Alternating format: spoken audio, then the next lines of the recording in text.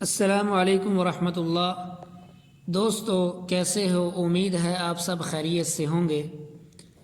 اللہ آپ کو اسی طرح ہمیشہ خوش و خرم رکھے۔ آج میں آپ کے سامنے اسلام کے عظیم مبلغ اور اسلام کے داعی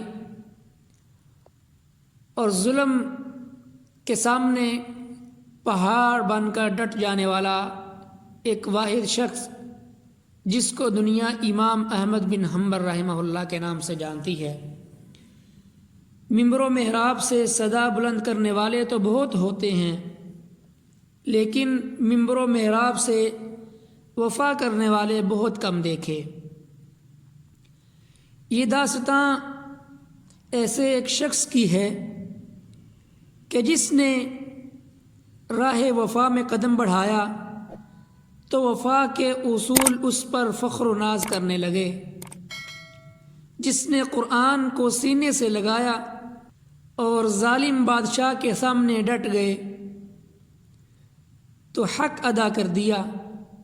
جس نے اپنی پیٹھ پر کوڑے برداشت کر لیے لیکن قرآن پہ حرف نہ آنے دیا، ہاں وہ انہی لوگوں میں سے تھا جن پر ظلم و ستم کے پہاڑ گریں تو مسکرا دیتے ہیں، راہ پرخار پہ نکلیں تو رنگ حنائی سے اسے سجا دیتے ہیں، شاہوں کی رعونت ان سے ٹکرائے تو پاؤں تلے دبا دیتے ہیں، حرم فروش فقیہوں کی چیرہ دستیوں کو ٹھوکر سے اڑا دیتے ہیں، نور حق سے محبت کریں تو فتنہ خلق قرآن ہمیشہ کے لیے دفنا دیتے ہیں۔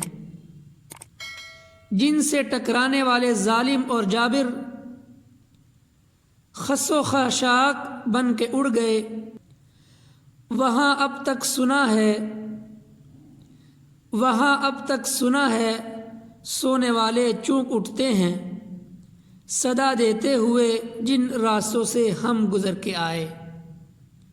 تو محترم دوستو، امام احمد بن حنبل رحمہ اللہ جنہوں نے اپنی ساری زندگی اسلام کی عظمت کے لیے، اسلام کی سربلندی کے لیے گزاری ہے، اور آپ کو معلوم ہے کہ یہ وہ امام ہیں کہ جنہوں نے ایک ظالم اور جابر بادشاہ کے سامنے کلمہ حق کہا تھا، اور اس بادشاہ نے ان کو یہ بھی کہا تھا کہ میں آپ کو رہا کر دوں گا اگر آپ قرآن کو اللہ کی مخلوق کہیں۔ حالانکہ اصل میں قرآن، حقیقت میں قرآن اللہ کا کلام ہے۔ امام احمد بن حنبل رحمہ اللہ نے اللہ کی مخلوق کہنے سے انکار کر دیا، قرآن کو اس کے دربار میں اللہ کی کلام کہا تو بادشاہ نے انہیں قید کیا، ان پر ظلم و ستم کیے، اور یہاں تک کہ وہ اللہ کا نیک بندہ جیل میں ہی وفات پا گیا۔ اللہ اس کی قبر پہ کروڑوں رحمت نازل فرمائے۔